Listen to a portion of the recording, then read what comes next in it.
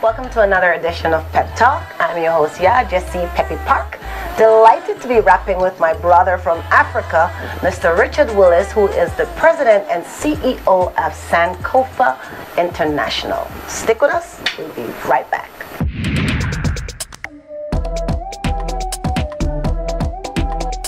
So, Brother Farouk, thank you so much for coming to the show. To be in these places at the time that. So yeah, I'm in the right place at the right time. Because hear what happened now. I told you the Jamaican accent was gonna come out. I'd love to be able to name all the bands, and I can. But I know I'm gonna miss. You've been called selfless, you've been called kind, loving, all kinds of stuff. We know you're passionate about. Talk about your little 10-month-old son. Yeah. Talk about that, your pride and joy, of course. I love my son. His name is Jawari, and he was born on Christmas Day. Wow.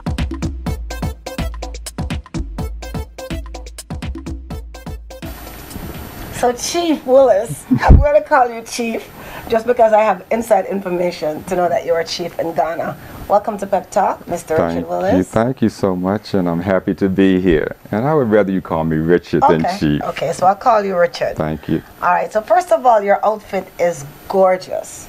Well, thank you. Is that straight from the continent? This is straight from the continent. It's from Ghana. It was made by one of the ladies that we have been assisting over the past 7 or 8 years. She's a seamstress, and she does a very good job. This is actually 2 pieces of a 4-piece set that she made for me.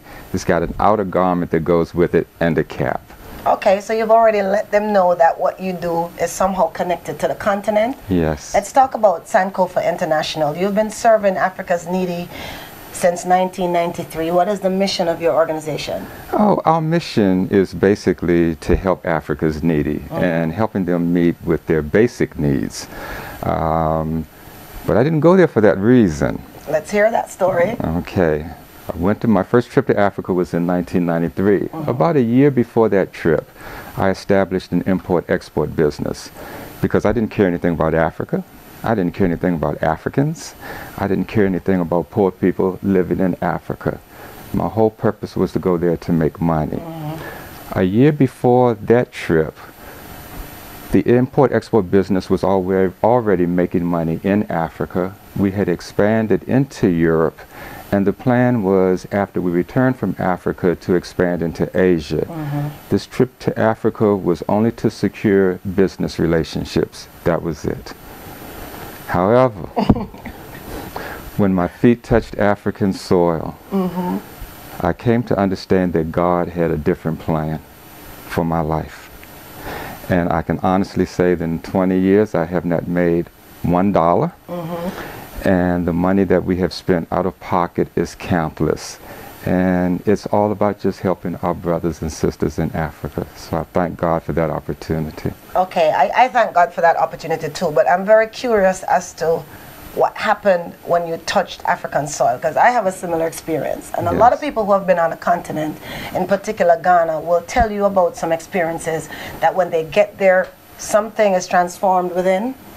Can you share with us exactly what happened, the feeling that came over you, why you decided that it was not going to be about profit and more about giving back at that precise moment? Yeah, I would try to put it into words, but the only thing that I can say to you is that when my feet first touched the soil, there was this burning sensation that went through my body. And it was almost as if my body was being consumed by fire, but yet it looked untouched. So I knew something was going on the inside, and I couldn't explain it. I knew that it was God touching me, even though I hadn't been to church in some 25 years. My parents had raised me in the church, and there was no other way for me to explain it other than God had touched me. And then he came to me during the nighttime, just basically saying, you're here for another purpose, and if you submit, I will share it with you. And I was afraid to not submit. And I know how I am. When I submit, I give 150%. So that's what I've been doing. Since 1993? Yes. talk about setting up this whole infrastructure that is now Sankofa International, getting the proper non-profit status, working with the people who are on the ground in Ghana, and really identifying orphanages and other communities and stuff to work with. Oh, it was truly a learning experience, understanding that I didn't go there for that purpose. Exactly. I knew how to make money. I didn't know how to help people. So when I came back to the U.S., I started praying to God, and I said, I don't know what to do, so you have to show me. And he said, well, the first thing you have to do is find a church so that you can get my word. Okay. And he led me to the First Baptist Church of Glen Arden, and under the leadership of Pastor John K. Jenkins, a dynamic pastor, and that's where I get the word.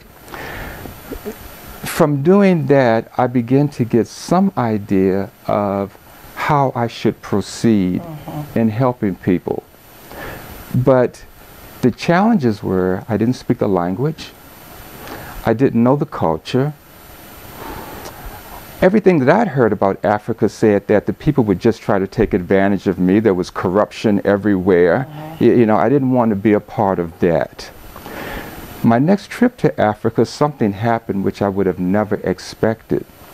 The people there in the Ashanti region made me a chief, and a chief of economic development. That's your second trip to That was Africa? my second trip. How did that happen? The only thing I can say is it was God's doing. Okay. Because I hadn't done anything at that time to even help the people. Right. So the question going through my mind is, why would they do it? So I said, aha, something must be up. This is all a setup. Yeah. And God said, no, it's not. It's my plan. What that did is, one, it placed me in a position where I no longer had to deal with the corruption factor. Okay. By being a chief, I bypassed all of that. Secondly, it gave me a lot of control over the people, because as a chief, I have the power to, let's say, command communal labor, which is where they would have to do labor for free. If they know they have to do it for free, then there's no money associated with it. And so God just really began to lay out a plan that says, I'm opening the doors the way they need to be opened. And that's what he did. As a result of doing that, we started doing projects like taking electricity into rural areas. Now you got to understand, I don't know anything about electricity other than I flip a switch. If nothing happens, I got a problem. So here we are taking electricity, and I'm not talking about generators. I'm talking about poles, wires, connecting to a government source, and doing it in areas where the elders of those communities, with tears in their eyes, were saying they never thought that they would see electricity in their village during their lifetime. And that was really the start of it. I knew I was in over my head. So I knew that it was God. So without God, I was going to fail.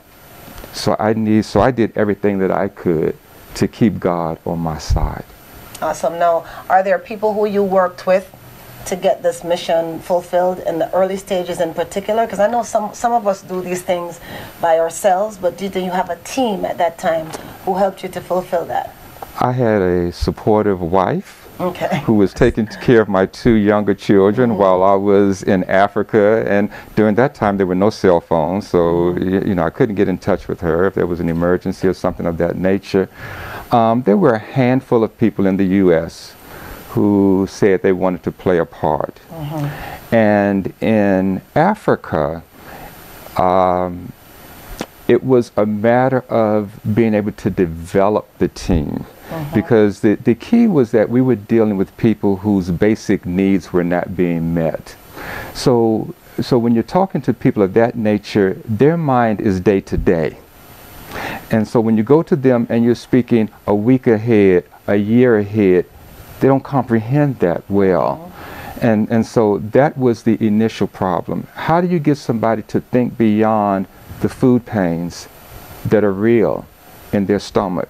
How do you get them to ignore that, to be able to see that tomorrow is a brighter future? But I can honestly say that over about an 8 to 10 year period, we were able to do that, to develop those individuals. So today we've got people working on the ground in the U.S. and in Africa. Okay, and currently, what are some of the projects that you do in Africa, and especially the ones that you have the Africans working on? Okay. We do medical exams, and we use African doctors in Africa, doctors and nurses, to do that. Most of the people we're helping would never ever see a doctor or a nurse or a dentist during their lifetime. They just don't have the money. So we're doing medical exams, and we purchase prescription medication out of pocket for those who needed it. Because one of the things to keep in mind is, for this 20 years, we haven't operated with any government grants or corporate sponsorship. It's all been paid out of pocket. Another project is we do scholarships. We do scholarships at the high school, the university levels. And for those who don't want to travel the academic background, we also do technical and vocational schools. When I say scholarships, I'm talking about full scholarships. So we're dealing with school fees, books and other learning materials, accommodations, meaning housing and food, and we include pocket money. Because you got to understand, these people have nothing. So to say to them that they're on a scholarship and we're going to take care of their school fees and their books, they might as well not have a scholarship. So we have to be able to do it that way. We do life management workshops. And those workshops deal with subject matters like decision making, problem solving, money management, strategic planning. It's the things that get them away from the day-to-day thinking and more the mid-term to long-term. Because our goal is to make them self-sustaining. And that can't happen if it's just day-to-day thinking. So it's got to be long-term. We do what we call micro-business loans. When you're helping the needy, the truly needy, they can't go to the banks and other legitimate lenders for financial support. So they have to have another way of doing it. We found out that they were going to these individuals and they were paying in some instances 200% and 300% interest, but they didn't know it because they didn't know how to calculate interest. So we went in and we just started doing small loans. They range from like $300 to $500 that either get individuals established in businesses or continue to elevate them in the businesses that they're running. For us looking at those businesses, we may look at them and say, this is nothing. But for those people, it means being able to eat from day to day and to take care of their families. And I could just go on and on regarding the accomplishments, but that's just some of them. That's just some of them. And I like the fact that you're actually empowering them to be better. And then I wanted to ask you, because some of us have been to Africa, and we're talking particularly about Ghana, correct? Yes. So how easy is it for you to get access to these people to provide these? I think they're unique services, because typically when someone is going to like a Ghana to give back, they think about helping orphanages and doing stuff more on the smaller scale. Yes. Does your position as chief afford you a little bit more extra influence than, say, the average person who would be going to Ghana to try to help people? Absolutely. The biggest key, in my opinion, as far as the chief status is, again, being able to bypass the corruption and to have an influence over the people there. The difficulties that many find when they travel to Africa is that the needs are many. And so most people just seem to, they feel overwhelmed when they see it. Over the years, I learned the discipline of giving. You know, when every place you look there's a need, then you have to apply discipline. And I relied on God to show me that discipline. That's the key part. Another key factor is that in most African nations, because we're beyond Ghana, there is a love for money. And so they will treat you like a chief, like a king, like a queen, and you may say, oh, there's a strong bond, brother, sister, because they're calling you brother, sister, mother, father, all of that. Well, that's all about the money. And I'm not saying that judgmentally. I understand it, because if you're hungry, you need something to eat. But most of us get confused by that treatment. And it's not until you invest time that you begin to really know what it is truly like in that African culture. Because in order for them to really trust you, they've got to really get to know you. And you've got to be able to know them. And that's not about money. That's about investment in time. So I travel to Africa 3 to 4 times a year.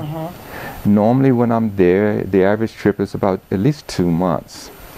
And most of the time I'm living with them. You're living with them. So it's difficult for them to lie to me on a long-term basis because I can see with my own eyes. You know, I'm challenging them for the things that they're saying. I didn't learn that overnight. It took me about 8 or 10 years to build that relationship with them. Many times during that 8 or 10 year period, I wanted to quit because I came to understand that the people I was trying to help were the same people who were deceiving me. And it was God who made it clear to me that I'm not even there for those people. I'm there to do His will. And as long as I keep that in mind, then the people don't matter. Now, they're important to me, but they're not the driving force. The driving force in me is doing God's will, and at the end of the day, thanking Jesus for the opportunity. That's great. And you talk about doing this all by yourself with your own funds, no government funding. A lot of people are watching and they'd like to give back. So how are some of the ways that people who are watching, just learning about Sankofa International, the website, by the way, is sankofa.org. How can they assist in what you're trying to do by helping Africa's needy? I think one of the things that they can do first is take a look at the website, just to get some idea of what it is that we're doing. Secondly, I would say they need to look at their passions. Because what we do is we don't try to draw people into what we're doing. What we do is we take their passions and try to fold it into what it is that we're doing, so that they don't look at it as a job. It's just something that they love, and it can be on a small scale or a big scale. It doesn't matter. For example, we have a senior citizen who she crochets. And I was talking to her about Africa and the needy children there, and she says, "Oh, I love to crochet, but there's nothing I can do to help." And I said, "Well, would you be willing to crochet me a few blankets that I could take and use that for the needy orphans because they lay on dirt?" And she said, "You would do that for me?" And I said, "Yes." And she just started crying. Now, to me, that is a big thing. And to her, it is a big thing. And that's all that matters. And I guarantee you that those little children in Africa, they're going to love being able to not have to lay on that dirt. That's awesome. So that's some of the ways that you can help. Again, the website is sankofa.org. But more importantly, you do have something here in the Maryland area every year that you invite people to come out to find out a lot more about Sankofa and to also purchase items that are directly from Africa, and that goes back into your organization. Tell people a little bit about the logistics of that. Yeah, one of the things in Africa is there's a lot of skill. Because skill many times is related to a village. So there may be a village, for example, that does nothing but wood carvings. So everybody knows how to carve. The problem is they don't have the money to buy the wood. And for those who are fortunate enough to maybe have something small to buy wood, once they make something, they don't have an outlet. So at Sankofa, we went in, we provide seed money. So with that seed money, they can buy wood. They make the items, we bring it all to the U.S. And we have events where we sell it to people at unbelievably low prices. And that money is recycled back to Africa. So every dollar that we get at our events, it goes back. There's no administrative cost that we pay out of that. All administrative costs are paid out of pocket. So we have wood carvers, jewelry makers, seamstresses, artists. They're all doing that in Africa. That's how they take care of their families. When we bring it here, one of the events that we have that you're speaking about is our Family and Friends Day that we have every August in Upper Marlboro, Maryland. And that day is a fun day for folks of all ages. For children, we've got the moon bounces and makeup and things of that nature. But as far as the sales go, we've got several acres just full of items. And people are out there shopping. They bring their holiday shopping list, and it's just a great day. We have food and entertainment, and every dollar that is spent at that event goes back to Africa just to continue to help more and more people. So for this year, the event is on August the 11th. August 11th, Yes. 2012. Yes. And we will give you all the logistics relating to that, or you can go to sankofa.org. One final question. Yes. What keeps you going back and back to Africa? Doing God's work. There's nothing for me that's more rewarding than knowing that I am directly linked into what God has called for me to do for my life.